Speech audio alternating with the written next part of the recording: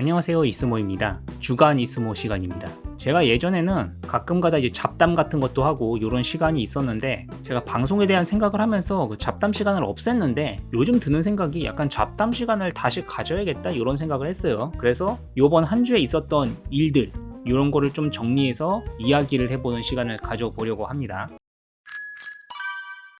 먼저 이번 주에 가장 화제가 되었던 게 이건 것 같아요. 민희진과 하이브의 사건, 뭔가 서로 잘했다 잘못했다 이걸 가지고 막 설전을 벌이는 이런 사태가 발생했었는데, 뭐 누가 잘했고 누가 잘못했는지는 모르겠어요. 솔직히 뭐 알 수도 없고, 지금은 이제 서로가 잘못했다고 주장을 하고 있는 상황이기 때문에 잘 모르겠지만, 이 민희진 씨가 나와서 기자회견을 했잖아요. 그걸 저도 봤는데 그냥 그거 자체가 재밌었던 것 같아요. 약간 스탠딩 코미디를 보는 듯한, 이게 기자회견이라고 할 수 있나 이거는 잘 모르겠지만 그냥 순수 재미였다. 순수 재미가 있었다. 굉장히 날 것의 토크 같은 걸 보여주면서 이거를 솔직하다고 봐야 될지 예의가 없다고 봐야 될지 이건 잘 모르겠지만, 어쨌든 그런 일이 있어가지고 전 되게 재밌게 보긴 했어요. 그리고 복장도 좀 파격적이죠. 보통 이런 거 하면은 약간 정장 같은 거 입고 나와서 하는데 굉장히 프리하게 모자 같은 거 쓰고 이렇게 나오셔가지고 얘기를 했는데 재밌었어요. 막 쌍욕도 막 하고 하면서 약간 시원하다? 시원한 느낌도 좀 있었던 것 같긴 하고, 뭐 회사에서 일을 하면서 어쩔 수 없는 일이지 않냐, 순서라든지 이런 게 있는 거니까 어쩔 수 없다라고 회사 측 입장을 대변해 주시는 분들도 있고 한데, 저는 뭐 모르겠습니다. 아직까지는 그냥 재밌다. 근데 안타까운 거는 이제 거기에 말려드는 사람들이 있잖아요. 뉴진스도 말려들었고, 뭐 아일리, 뭐 르세라핌, 또 누구지? 에스파, 뭐 이런 아이돌들도 말려들어가지고 약간 불똥이 튄 것 같은데,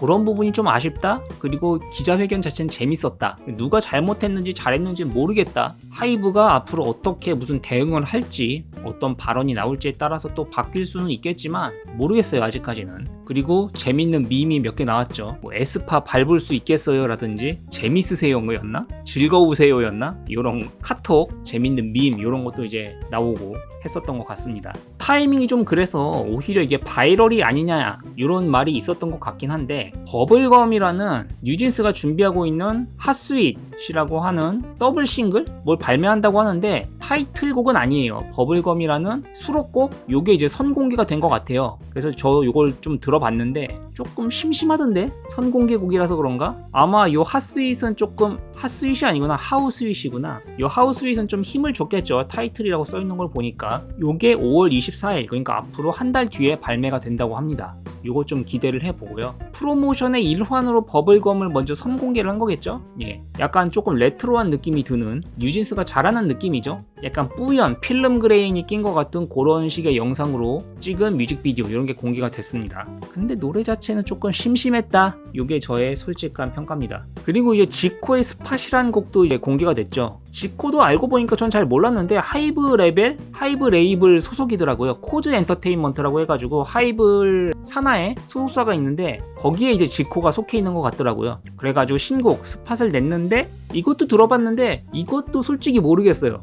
전 들어봤는데 막 예전에 무슨 아무 노래 챌린지라든지 뭐 그런 노래들에 비해서 처음에 듣자마자 팍 꽂히는 그런 느낌은 아니었는데, 제니가 부른 파트 같은 경우에는 조금 느낌이 괜찮았다? 이런 느낌은 확실히 있었던 것 같긴 합니다. 근데 노래가 전체적으로 막 되게 좋냐? 이렇게 말하자면 잘 모르겠어요. 그건. 그치만 저의 그런 의견과는 상관없이 스팟이 당당히 지금 1위, 멜론 차트 1위를 하고 있는 것 같습니다. 제가 모르는 어떤 매력이 있는 건지, 아니면 지코의 영향력이 그렇게 큰 건지, 아니면 피처링한 제니의 영향력이 큰 건지 그건 모르겠어요. 그래서 아일릿의 마그네틱이 이제 2위로 밀려난 상태인 것 같습니다. 그 다음으로는 이제 알리 CPU 사태가 있을 텐데, 저도 이제 영상을 예전에 올렸었죠. 알리 세일을 하는데 5700X를 살까 5700X 3D를 살까 고민을 하는 이런 영상을 올렸었는데, 이때 사실은 이런 5700 시리즈뿐만이 아니라 7500F, 7800X 3D 뭐 이런 것들도 아마 세일을 했었을 거예요. 그때 7800X 3D 같은 게이밍용 최신 라이젠 AM5 CPU를 싼 가격에 구매하신 분들도 있었던 것 같아요. 이게 보통 7800X 3D가 50만원? 60만원 이렇게 하는 것 같은데, 알리에서 당시 한 30만원 이 정도에 풀렸던 걸로 알고 있거든요. 근데 그거를 확실하진 않은데 K사존이나 이런 데 가서 보니까 용산에 있는 업체들이 세관 이런 데 막 연락을 넣어가지고 언더밸류 하는 거 잡아야 되는 거 아니냐 막 따져가지고 뭐 압류를 하고 이런 일이 있었다고는 하는데 정확하게는 모르겠어요. 근데 어쨌든 저도 이 5700X는 사실 뭐 언더밸류 대상도 아니고 150불을 넘는 CPU가 아니잖아요. 그래가지고 저는 관계가 없는데도 불구하고 이거가 거의 3주 이상이 걸렸어요. 원래 그렇게 오래 걸리는 제품이 아닌데 굉장히 오래 걸려가지고 왜 그러나 했는데 알고 보니까 그런 일이 있었던 것 같아요. 왜냐면 같은 CPU고 뭐 AMD CPU 뭐 이렇게 적혀 있을 테니까 당연히 다 검사를 했겠죠. 근데 저는 이제 원래 언더밸류 제품이 아니기 때문에 그냥 왔었던 것 같은데 어떤 분들은 아예 받지도 못한 분들이 계신 것 같더라고요. 근데 알리 같은 경우에는 이제 환불 시스템 이런 게 잘 되어 있기 때문에 환불 이런 거 문제는 없을 것 같은데 이제 한 달 이상을 그런 식으로 기다리는 거 그게 조금 짜증나는 부분이 될 수 있겠고 운이 좋으면은 아마 환불은 받고 제품도 받을 수 있는 거의 공짜로 7800X3D를 받을 수도 있는 그런 찬스라고 하기는 하는데 어떻게 될지 모르겠어요. 이게 압류가 돼가지고 반송이 되고 그냥 환불받고 끝나게 될지 아니면 환불도 받고 제품도 시간이 오래 걸리지만 관세만 내고 받아가지고 거의 공짜나 다름없는 가격에 CPU를 쓸 수 있게 될지 이건 모르겠는데 아직까지 이거 받으신 분은 없는 것 같던데 K사전에 제가 살짝 봤는데 받으신 분은 없는 것 같거든요. 그러니까 공짜로 환불도 받고 CPU도 공짜로 받고 이런 분들은 안 계신 것 같은데 이거는 조금 더 기다려봐야 될 것 같아요. 어떻게 될지는 모르겠는데 그래서 K사전 가보면은 실검 순위가 뭐 알리, 코맥 여기가 이제 CPU 팔았던 업체거든요. 요런 게 뜨는 것 같습니다. 그래서 요 알리의 AMD CPU 사태가 어떻게 될지도 조금 살펴봐야 될 것 같습니다. 그리고 요건 제 근황인데 제가 예전에 한 달도 넘게 한 달이 뭐야 거의 두 달? 두 달도 더 된 것 같은데 그때 제가 독거미 아우라 F75 키보드를 구매했다는 영상을 올렸는데 이게 아직 안 왔다 라는 말씀을 드렸는데 이게 저번 주엔가 배송 송장이 떴어요. 송장이 떴는데 송장이 뜬 것까진 좋은데 이게 진짜 제대로 올까? 이게 좀 걱정이 되거든요. 왜냐면은 제가 제품 페이지에 가보니까 제가 구매한 모델이 옵션에 아직 없어요. 다른 옵션은 있더라고요. 뭐 그린축이라든지 다른 옵션은 있는데 제가 구매한 TTC 옐로우 축은 없어가지고 이거를 진짜 그냥 갈아 송장을 넣어 놓은 건지 아니면 진짜 물량을 확보해서 보낸 건지 아니면은 비슷한 다른 축의 제품을 보낸 건지 이걸 모르겠어요. 그래가지고 이거 도착을 해봐야 알 것 같긴 한데 아마 배송을 했다고 하니까 아마 일주일 이내로는 오지 않을까라고 생각은 됩니다. 독거미 이거 지금 되게 오래 기다렸거든요. 거의 두세 달 기다린 것 같긴 한데 그래서 이것도 지금 배송 중이라고 해가지고 이것도 기다리고 있는 상태입니다. 이것도 이제 빨리 와야지 제가 리뷰를 할 텐데 그래서 이거 배송 송장 떴다. 그래서 기다리고 있다 요 말씀을 드려보고요. 그 다음엔 제가 살짝 살까 말까 고민 중인 헬멧이 있어요. 물론 제가 얼마 전에 고글 헬멧을 구매하긴 했는데 알리에서 좀 재밌는 제품을 봐가지고 이게 조금 끌리더라고요. 왜냐면 제가 산 고글 헬멧은 약간 에어로 타입 헬멧이라서 뭔가 각 잡고 써야 될 것 같다는 그런 느낌? 그 헬멧을 딱 쓰면은 뭔가 전문 사이클링 포스가 나가지고 저는 약간 미니벨로 타고 다니는데 조금 부담스럽긴 하거든요. 근데 요런 약간 모자처럼 생긴 요런 헬멧을 쓰고 다니면 조금 더 라이트하게 보이지 않을까? 좀 더 가볍게 쓰고 나갈 수 있지 않을까? 그리고 챙도 달려가지고 약간 햇빛도 막아줄 수 있을 것 같고 가격도 별로 안 비싸요. 근데 보통 이런 어반형 헬멧이 무겁거든요. 생긴 것만 이렇지 무겁겠지라고 했는데 의외로 별로 안 무거워요.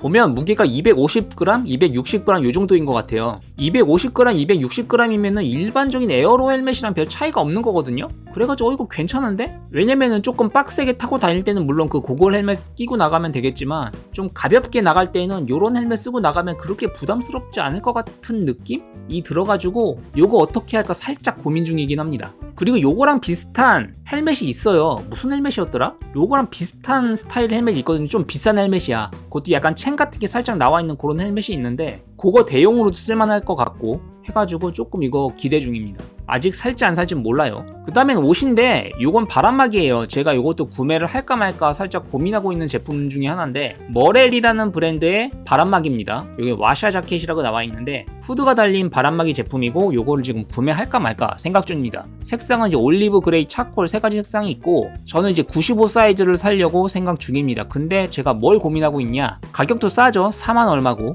원래 가격은 되게 비쌀 거예요. 정가가 아마 20만원? 이 정도 되는 제품일 거예요. 근데 아시다시피 우리나라에서 노스페이스 이런 몇 가지 제품을 제외하고서는 해외 아웃도어 제품이 그렇게 막 인기가 있는 것 같진 않더라고요. 그래가지고 가격이 많이 내려온 것 같습니다. 그리고 요건 약간 2월 상품이에요. 2021년 제품인가 그럴 것 같습니다. 그럼 사면 되지 않느냐, 뭘 고민이냐 라고 하면 제가 흰색을 살까 검은색을 살까 고민 중이거든요. 무난하게 쓸 거면 검은색을 사는 게 맞고 때도 잘 안 타고 괜찮은데 지금 봄이잖아요. 봄이고 검은색은 더워 보이죠. 그래서 흰색을 사는 게 조금 더 이제 봄에 맞지 않을까라고 해가지고 흰색을 살까 검은색을 살까 좀 고민 중입니다. 가격도 괜찮은 것 같고 디자인도 마음에 들고 가격도 저렴하고.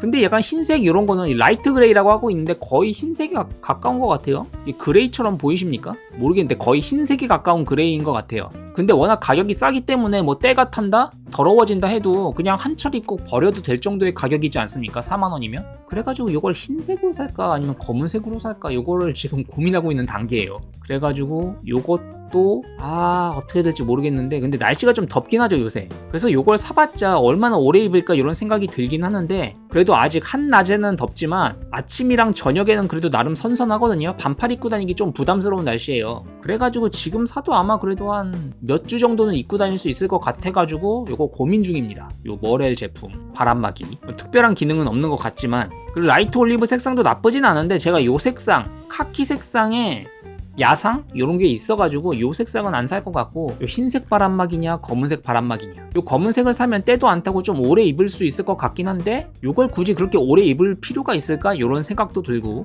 봄이니까 산뜻하게 흰색을 입는 게 좋지 않을까? 요런 생각이 들긴 하는데 요 자켓을 입고 자전거를 타면은 벌레 같은 게 요새 많잖아요. 자전거 도로에. 그게 막 파파파박 튀어가지고 좀 더러워지지 않을까 싶게 이런 생각도 들고 이래서 조금 고민 중입니다. 어떻게 해야 될지. 그래서 제가 요즘 구매를 고민 중인 제품 중 하나다. 그 다음에 이제 추천 소설입니다. 추천 소설. 이거 선엽 소설이라고 해야 되나? 선엽 소설 중에 하나인데 절대타경이라는 작품인데 굉장히 재밌습니다. 이거 진짜 강력 추천하고 많은 사람들이 절대타경, 신비의 제왕 이렇게 추천을 하는데 신비의 제왕도 제가 살짝 읽어봤거든요. 근데 신비의 제왕은 아직 그렇게 재밌는지 잘 모르겠어요 솔직히. 신비의 제왕. 왜냐면은 약간 무협 느낌이 아니라 그건 약간 판타지 느낌이 좀 많이 나는 느낌이라서 약간 선엽 느낌이 아니긴 한데 이런 느낌이 좀 많이 듭니다. 근데 절대타경은 그냥 재밌어요. 제가 가장 좋아하는 소설이 녹정기인데 녹정기 느낌이 많이 나. 여러 여자랑 얽히고 머리도 좋고 그런 느낌이 약간 녹정기 보는 느낌이 들어서 굉장히 재밌게 읽고 있습니다. 많이 읽었어요. 많이 읽었어. 1286화까지 있는데 제가 거의 지금 한 800화 넘게 읽었거든요. 그래가지고 이거 조만간 완독할 것 같습니다. 그래서 굉장히 재밌는 작품이니까 혹시나 이런 선엽소설, 무협소설 좋아하시는 분들은 한번 읽어보시면 좋을 것 같아요. 그래서 추천드리고 그리고 제가 예전에 살짝 추천드렸던 작품이 또 하나 있는데 대사형이 실력을 숨김이라는 작품이에요. 이것도 이제 선엽소설인데 이건 제가 굉장히 강추했었던 작품인데 문제는 그땐 제가 아직 초반부 읽었던 시점이었다. 근데 이건 제가 다 완독을 했거든요. 딱 1000화네. 1000화까지 딱 완독을 했는데 이거는 초중반은 굉장히 재밌다. 근데 중후반으로 가면서 좀 힘이 빠지긴 해요. 왜냐면 너무 봉신년이야. 너무 봉신년이 거를 많이 갖다 썼다고 해야 되나? 근데 봉신년이를 갖다 썼다고 하기는 봉신년이 자체가 약간 도교 기반의 소설이라서 약간 그걸 베이스로 많이 갖다 쓴 느낌이라서 살짝 깹니다. 나중에 가서는. 또 봉신년이야? 또 봉신대전이야? 봉신대전도 빨리 안 들어가. 그래가지고 요거는 재밌긴 재밌는데 강력 추천까지는 아니고 적당히 추천한다. 대사형의 실력을 숨김. 근데 초중반의 흡입력은 상당히 뛰어나다. 이렇게 말씀을 드릴 수 있을 것 같아요. 네, 여기까지가 요번 주 제가 재밌게 봤던 뉴스, 그리고 제가 구매하려고 고민한 제품들, 그리고 저에게 일어났던 일들을 간단하게 소개시켜 드렸습니다. 앞으로도 제가 특별하게 막 리뷰를 한다거나 소개시켜 드릴 게 없을 때에는 이렇게 잡담식으로 영상을 찍어서 올리려고 합니다. 제가 이제 잡담 안 한 지가 좀 오래돼가지고 이런 시간이 좀 필요할 것 같아요. 그리고 제가 게임도 많이 했거든요. 했는데 올릴만한 게임이 안 나와. 공포 게임 같은 것도 몇 개 갖고 했는데 다 잘렸어요. 다 잘렸어. 그리고 에픽세븐도 오버로드 콜라보를 해가지고 제가 뽑기도 했는데 다 천장을 쳤어. 천장을 쳤는데 제가 스트레이트로 천장을 친 게 아니라 하다가 보석이 없어가지고 상점 뺑뺑이 돌리는 거 있잖아요. 상점 뺑뺑이 돌리는 거 해가지고 그래가지고 이렇게 영상이 애매해졌다. 그래서 뽑기 영상도 못 올렸다. 이렇게 말씀을 드려봅니다. 앞으로는 약간 잡담 영상도 좀 올리려고 하니까 앞으로도 계속 올려주면 좋겠다 라고 생각하시는 분들은 유튜브 구독, 좋아요 눌러주시면 감사하겠습니다. 그럼 다음에 뵙겠습니다.